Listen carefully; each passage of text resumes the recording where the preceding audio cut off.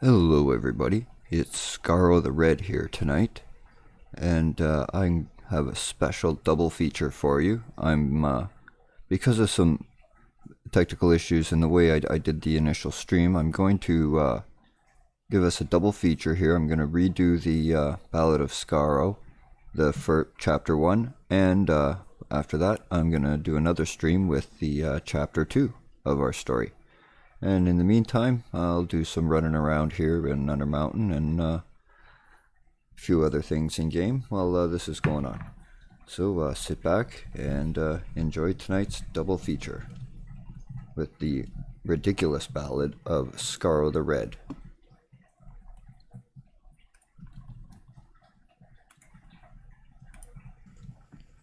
Approximately in the early 15th century DR, on a cool moonlit evening near a small fishing town on the Sword Coast, a rugged old dwarf carrying a small basket quietly launched a little rowboat from somewhere along the shore. As he slowly rowed the old boat out to sea, a soft whimpering could be heard from a small wicker basket in the bottom of the boat. Shh, shh, hush now. The dwarf calmed the newborn child as he rowed further away from the shore. The baby struggled a little, but was tightly swaddled in filthy rags. Although the child's physical features were like that of most dwarfs, his skin was a horrifying shade of dark red, and his eyes were black as coals, for this child was the bastard offspring of an unholy relationship between the dwarf and a pit fiend. While it remains unknown how such a relationship developed, the details of their perverted affair remained a well-guarded secret known only to the pit fiend and the dwarf himself. The dwarf knew his child could never know any sort of normal life among dwarves, nor could the child survive the harsh torments of the demon realms in the abyss.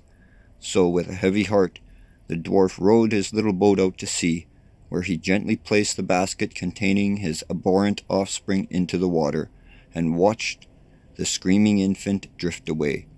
In that moment, the dwarf could feel his heart dying. In his anguish and sorrow, the dwarf unsheathed a small but ornate dagger and thrust it into his own chest.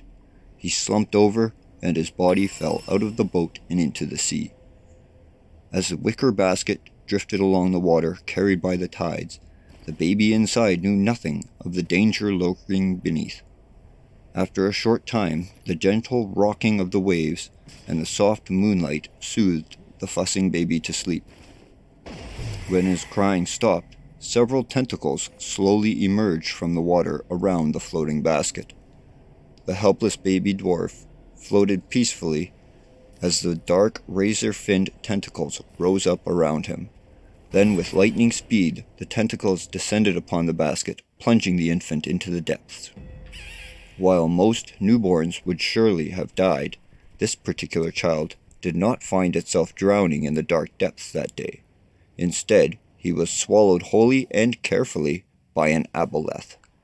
They were a terrifying aquatic species of aberrations from the far realm. Because of their enormous size and formidable intelligence, as well as horrific psionic abilities, the aboleth are often considered to be one of the most dangerous creatures in all of Faerun. The aboleth are best described as giant leech-like creatures, growing as large as 40 feet long, perhaps even more, with numerous razor-finned tentacles. Their circular mouths are as large around as their massive bodies and lined with several rows of sharp serrated teeth. Somehow, likely due to some combination of his dwarven resilience and demonic heritage, the baby found himself safely nestled in a soft, warm place. A strange gray mucus enveloped his entire body, even filling his eyes, nose, ears, and mouth. He struggled a bit at first, but found the strange slime comforting, and despite being completely submerged, he was able to breathe normally. Although they appear to be monstrous and nightmarish, the aboleth are highly evolved and possess incredible psychic powers. In addition to possessing a genetic memory, the aboleth also absorb the memories of anyone they consume. The aboleth are coated in a mucus they secrete which biologically converts water into oxygen, allowing them to breathe underwater.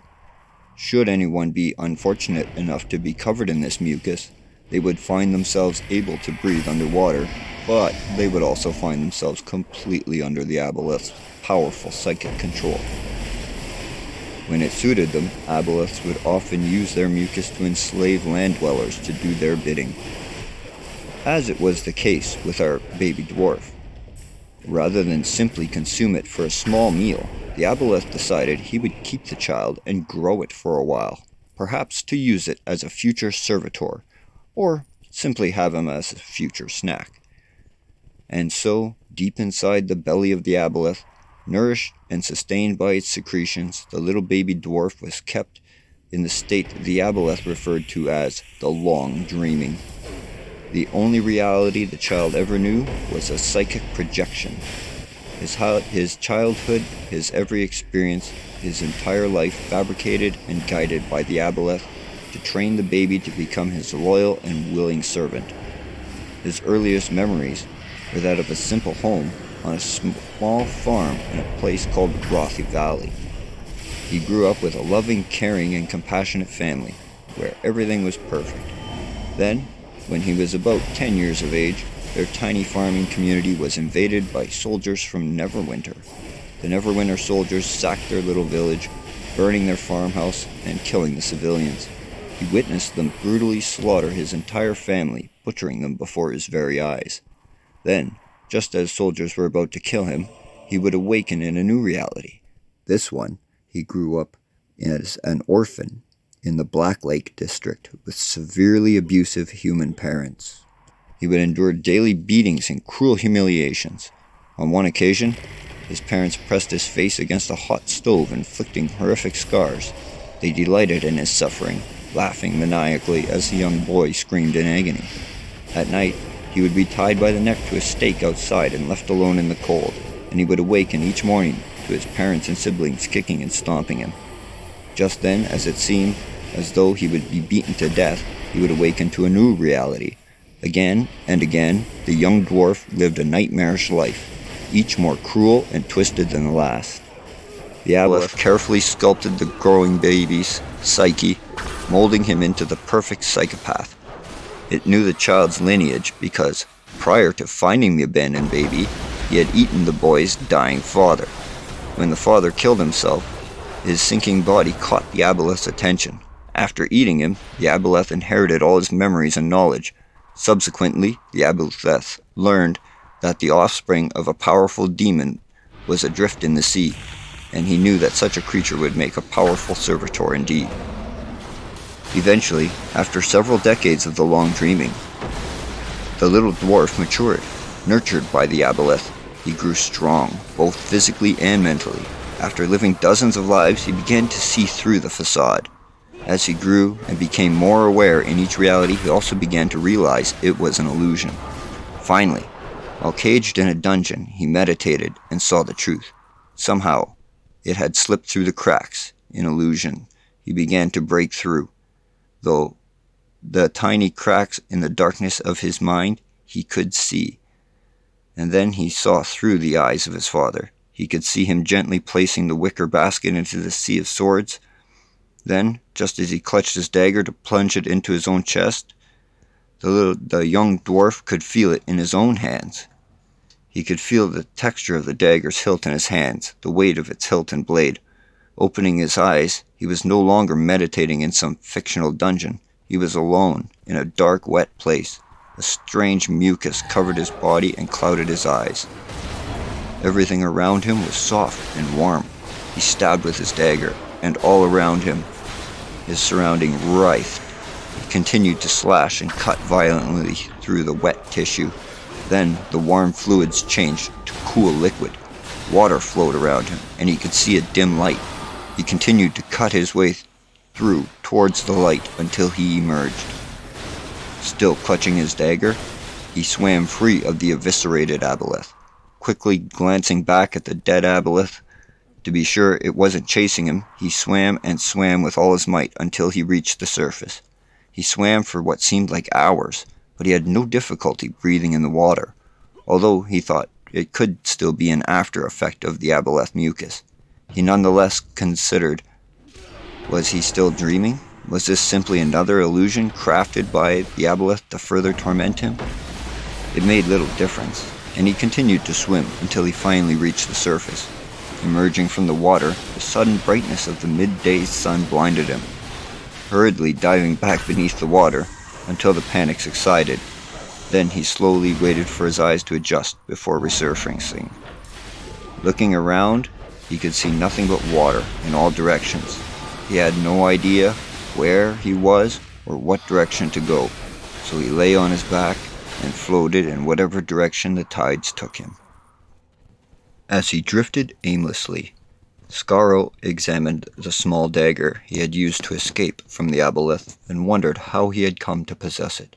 Had it simply been swallowed along with his father and by chance fell into his hands? Or had the aboleth given it to him on purpose? Perhaps it was as he suspected, and all this was simply another sadistic illusion to torture him, but it made little difference. Nonetheless, when he meditated, it somehow felt different. Gone from his mind was the darkness. The dagger was, however, finely made. It had a sharp blade made from lightweight material. The hilt was ornate bronze, twisted and styled into dwarven-style knotwork. The handle was antler and was capped with a bronze pommel. On the hilt, the name Skaaro was carved. He felt it must have been his family name, and decided then he would take it as his own. He then tied the dagger into his thick, knotted red beard to keep from losing it in the depths of the sea. Although the aboleth mucus had washed away, Skaaro's skin was no longer the dark red. Rather, it was permanently stained a pale shade of gray. Yet even without the mucus, Skaaro was still able to breathe water, so during the day, Skaaro would dive into the sea and catch fish and other sea creatures with his dagger to eat. But alas, there was no fire in the sea, and he would have to eat his catch raw. While the seawater was indeed salty, Skaaro was somehow able to drink it and quench his thirst. After a very long time, so long in fact Skaaro had lost count of the days, he awoke one morning to the sounds of panicked shouting and a cacophony of creaking wood and sails. "By Moradin's beard," he exclaimed, "what's all that racket?" But before he could grasp the situation, he was being hoisted with a rope into a large ship. The naked and sopping wet dwarf was plopped abruptly onto the deck. As he landed with a splash, a crowd of the ship's crew gathered around him. Skaaro quickly clambered to his feet and stood with his fists raised, ready to deliver a severe beating to the first who dared to step near enough. Completely unaware of his own nudity, Skaaro beckoned the sailors to come fight him. His coal-black eyes darted quickly from sailor to sailor, watching for one of them to make a move. Water dripped and splashed from his long, swinging red beard as he abruptly shifted to and fro. As some of the sailors began to snicker at the rather comical sight, Skaaro snarled back, "What's so funny, huh?" But before the situation escalated any further, a loud female voice shouted, "Someone give that dwarf a towel." Sudden quiet fell over the crowd, and a number of towels were quickly passed along to the shivering dwarf, some of which were even thrown at him from a distance. The crowd parted as the captain of the ship approached. In an act of defiance, Skaaro threw the towels to the deck and demanded to see who was in charge. From the crowd emerged the largest human female Skaaro had ever seen. She was at least 6 feet tall, a muscular build with long blonde hair and milky blue eyes. She was dressed in fine white ruffled blouse, tight black pants, and knee-high leather boots. The captain strode towards the dwarf, drawing her saber. Before Skaaro could reach the dagger concealed in his beard, the tip of the captain's saber was upon his neck. Skaaro dared not move as the captain stared him dead in the eyes with the most serious glare. As the captain drew back her sword ever so slightly, the dagger was cut loose and fell to the deck. Skaaro grinned shyly while slowly raising his hands and chuckled, "So that's where I put that dagger. Been looking everywhere for it, you know." The captain flicked the dagger away with her sword, then caught one of the towels from the deck with the tip of it, flinging it into Skaaro's face. Thud. A short while later, Skaaro woke in a cage below deck with a terrible headache. What sort of madness has that infernal psychic monster cooked up this time, he wondered aloud. "This is the worst illusion yet, you twisted demon. Have you finally gone mad?" he began shouting. "Gone right bonkers this one has, methinks," said one of the sailors guarding the hold. The others laughed. "Oh, aye, I heard that sort of thing can happen, you know," said one of them. "Sea madness, they call it. It's when some folks been at sea for too long a period of time and they go mad." "Old bullfarts," retorted another. "It's true," he replied. "Ain't you ever heard the legend of Captain Crew Slasher? He went mad and killed his entire crew with a hook." One of the others huffed and sneered and interjected, "Utter nonsense." Another crewman then asked, "Captain Crew Slasher? Who joins a ship with a captain named Captain Crew Slasher anyways?" "Oi," shouted Skaaro, "would you mind passing me my wee dagger so I can kill myself now and get on with the next illusion? Anything is better than listening to you lot." "You see," said the storytelling guard, "he's living proof. You lot just can't accept the terrifying truth." Obviously, drunk guard filled a tankard of ale and stumbled over to the dwarf's cage. "I can't give you back your little blade, but I can do you the next best thing," he said, passing the mug through the bars to the dwarf. "Me name is Toothless Pete. What do they call you?" Skaaro accepted the drink and chugged the entire tankard back. "Name's Skaaro," he replied, wiping the foam from his beard. He passed the mug back through the bars to his host, who graciously refilled it for him. "Now what's all this about demons and illusions?" Pete asked. Skaaro was about to do his best to recount his tale, but he thought perhaps a bit unbelievable, so he told him, "I must have been dreaming. I drifted out there for a few days," he said. "I was working on a merchant ship and got tossed overboard in a storm." "A merchant ship, you say?" Toothless Pete said excitedly. "You hear that, boys? Wealthy merchants." "Music to my ears," said one of the other ones. "And where might your wealthy merchant ship be headed?" Pete asked. "I don't exactly know," he replied, trying to quickly think up an answer, but before he could, one of the guards did it for him. "You must have been a stowaway." "Yeah, that's right," Skaaro confirmed, trying to sound embarrassed. Truth is, they caught me and threw me overboard." Toothless Pete and the two other guards laughed heartily. "Made you walk the plank, eh?" the guard stated. "Well, if you can convince the captain of your worth, she might just forgive you for trying to pull a knife on her and let you work with us." "And what if she's not in a forgiving mood?" Skaaro asked. "Then I can promise you this much," the guard replied in a serious tone. "You won't be walking the plank a second time." After drinking a gratuitous amount of ale with his three guards, Skaaro learned that his captors were in fact a band of notorious pirates. Toothless Pete even claimed they were the, quote, "scourge of the Sword Coast." The band of drunken pirates recounted tales of epic battles and romantic adventures, plundering merchants and orchestrating daring raids from the Moonshell Isles to the jungles of Chult. The band of pirates went on all night with their tales until everyone passed out from drinking the ale.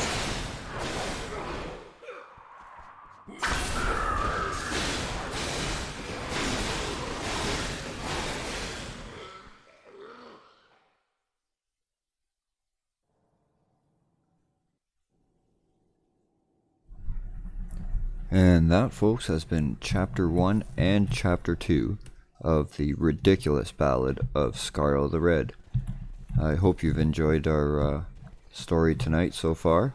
I've already started working on Chapter 3, and once I have it finished and recorded, I'll upload it hopefully next Sunday night, I would expect.